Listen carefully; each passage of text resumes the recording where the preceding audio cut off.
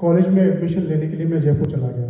वहाँ से 2 घंटे का ट्रेन का रास्ता है। तो हम लोग स्कूल के बाद में फिर जब मेरा कॉलेज में दाखिला हुआ तो मैं जयपुर के लिए चला गया।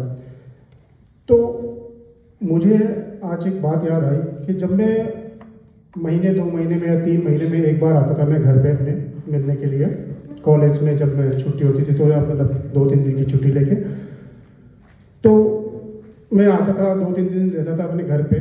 और जब मैं वापस जा रहा होता था तो सुबह सुबह की ट्रेन होती थी, तो मेरी मतलब घर से जब मैं निकलता था तो मेरी मम्मी जो होती थी वो मुझे बाहर गेट पे छोड़ने आती थी और वो दूर तक मुझे जाते हुए देखती थी।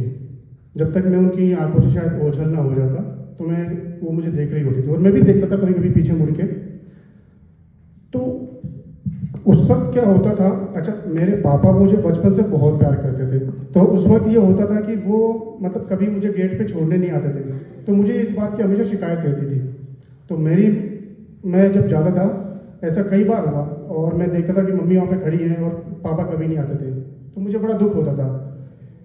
एक बार की बात है जब मैं वापस आया और मैंने अपनी मम्मी से बात करी, मैंने कहा मम्मी आप हमेशा गेट पे खड़े होते हैं मुझे छोड़ने के लिए, लेकिन पापा कभी नहीं आते, क्या वो मुझे प्यार नहीं करते क्या?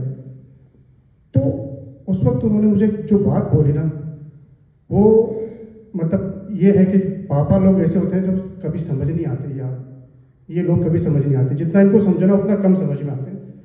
मम्मी ने मुझे बोला कि तुम मुझे हमेशा पलट के देखते हो, मैं वहाँ पे खड़ी रहती हूँ, कभी तुमने छत की तरफ देखा है?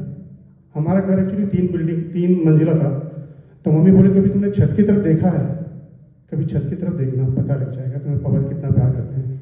उस वक्त जब मैं जाने लगा, मैंने जब देखा छत पे वो खड़े थे, कई साल बीत गए, फिर एक दिन वो छोड़ के चले गए हमें।